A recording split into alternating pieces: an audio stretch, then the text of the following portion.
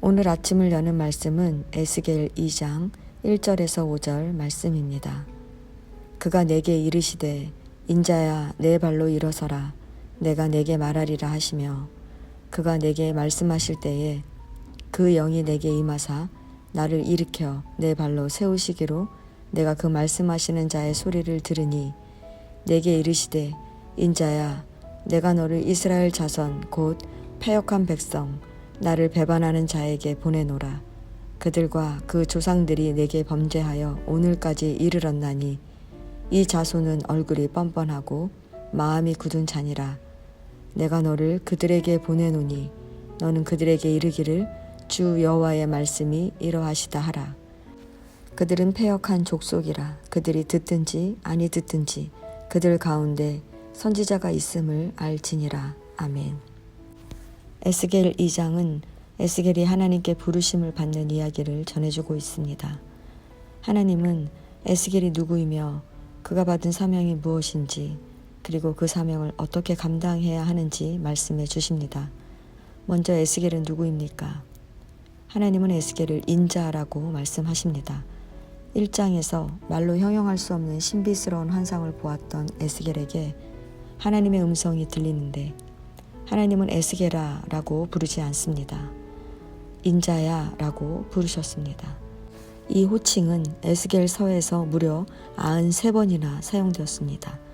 인자란 사람을 뜻하는 표현으로 본문에서는 인간의 연약성을 강조하고 있습니다. 이 표현은 인간이 창조주 하나님과 비교할 때 연약하고 깨지기 쉬운 흙으로 만든 질그릇 같은 존재에 지나지 않는다는 사실을 알려주는 것입니다. 또한 인자란 에스겔이 포로 식민지에서 고난당하고 있던 연약한 자기 민족과 존재론적 측면에서 조금도 다름이 없는 사람이라는 것입니다.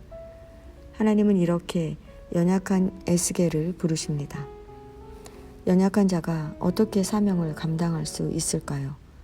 하나님은 에스겔에게 당신의 영을 부어주십니다. 하나님은 에스겔에게 당신의 영을 부으사 일으켜 세우십니다. 이 말은 하나님께서 에스겔에게 그 일을 감당할 수 있는 능력까지 공급해 주신다는 것입니다. 하나님은 이렇게 에스겔을 세우셔서 이스라엘 백성들에게 보내십니다. 하나님은 에스겔에게 심판의 메시지를 어떻게 말해야 할지까지 세세하게 말씀하십니다. 첫 번째는 하나님의 말씀을 담대히 전하라고 말씀하십니다. 왜냐하면 이스라엘 백성들은 패역한 백성이기 때문입니다. 패역한 백성이란 이스라엘 백성들이 하나님의 백성으로서 지켜야 할 모든 의무를 버리고 우상을 숭배하고 이방 나라를 의존하는 등 하나님을 배반했다는 것입니다. 하나님은 이러한 이스라엘 백성들의 죄가 그 조상 때부터 오늘에까지 이르고 있다고 하십니다. 오늘이란 이스라엘 백성이 포로 생활을 하는 현재를 말하는 것으로 이렇게 고난당하는 중에도 여전히 범죄하고 있다는 것입니다. 또한 이스라엘 백성들의 얼굴은 뻔뻔하며 마음이 완악합니다. 뻔뻔하다는 것은 그 어느 누구의 말도 듣지 않고 오만방자한 태도로 부끄러움을 모르고 범죄하고 그 죄를 뉘우칠 줄도 모르는 패역한 태도로 살아가고 있음을 나타내는 것입니다. 그리고 마음이 굳다는 것은 죄가 있다는 사실을 알면서도 인정하지 않고 책망을 받아들이지 않는 마음의 태도를 의미합니다. 하나님은 이스라엘 백성들이 이렇게 패역한 백성이기 때문에 하나님의 말씀을 듣지 않을 것이라고 말씀하십니다. 그래서 하나님은 하나님의 말씀을 전하는 길이 가시와 찔레처럼 고통스럽겠지만 그들을 두려워하지 말고 무서워하지 말고 하나님의 말씀을 전하라고 거듭 말씀하십니다. 두 번째는 하나님의 말씀만을 전하라고 말씀하십니다. 하나님은 이스라엘 백성들이 하나님의 말씀을 듣든지 아니 듣든지 내 말로 전하라고 하십니다. 에스겔이 전하는 말씀은 애가와 애곡과 재앙의 말이니 이스라엘 백성들이 그것을 듣지 않을 것은 뻔합니다. 그러므로 하나님은 이스라엘 백성의 반응에 상관없이 하나님의 말씀을 그대로 선포하라고 강조하십니다.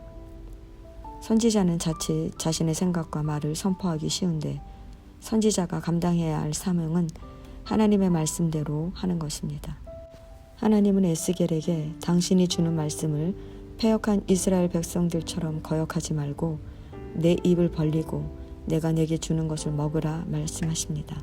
먹으라는 것은 우리가 음식을 먹고 육신이 강건해지는 것처럼 말씀과 자신의 의지가 혼연일체되어 말씀대로 행하라는 것입니다. 성도 여러분, 하나님께서 에스겔에게 하시는 말씀은 오직 하나, 담대하게 하나님의 말씀만을 전하라는 것입니다. 참 쉬울 것 같은데 우리는 이걸 못합니다.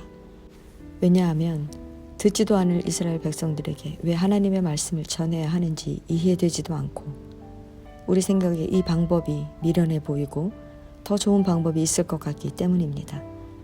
그러나 우리가 명심해야 할 것은 우리는 하나님의 말씀만 따르면 된다는 것입니다.